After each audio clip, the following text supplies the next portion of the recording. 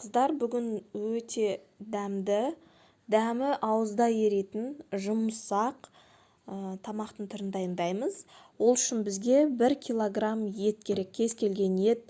Мен сиырдың етін алдым. Ол жас мал болсын, кәрі мал болсын, қандай еттің түрі болса да жұмсақ болып пісетін тағамның түрін жасаймыз. Мінекей видеодағыдай етіңіздің барлығын крупный қылып турап аласыз. Турап болғаннан кейін қазаныңызды қыздырып, сәл ғана май құйып, бүкіл етті осы қазанға салып қуырамыз. Көп қуырмайсыздар, осы пиязды турап болғанынша кішкене қыздырылып, қуырыла берсін. Енді пиязымыз бізге 1 килограмм етке жарты килограмм пияз керек болады. Пиязды полукольца қылып, жұқа қылып турап шығасыздар. Менде 4 пияз шықты, осы 4 пияздың барлығын жұқа, майда қылып барлығын турап шықтым.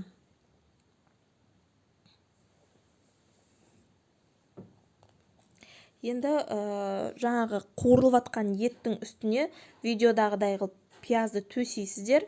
1 стакан суды құясыздар. Және де крышкасын жауып, 1 сағат үлкен жоғарғы температурадағы отқа қойып қоясыздар. 1 сағаттан кейін мінекей пияз кішкене пісіңкіреп, түсі өзгереді.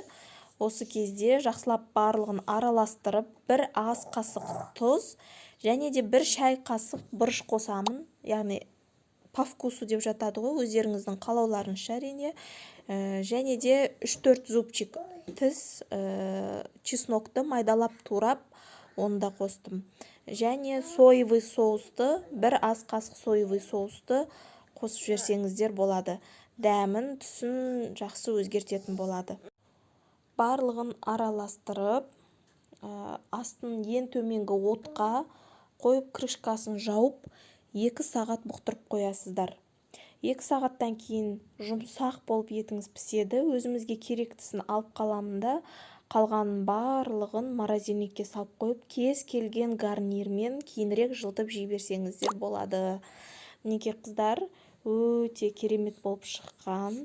Қазір дәмін көреміз. Иісінің өзі керемет шығып тұр мына тағамның. Және де жұмсақ. Езіліп тұр прям-ше, езіліп. Дәмін айтып жеткізе алмаймын енді. Өте дәмді, соустың дәмі бар, чесноктың дәмі бар. Өте керемет, міндетті түрде жасап көріңіздер. Менің каналыма жазылуды ұмытпаңыздар.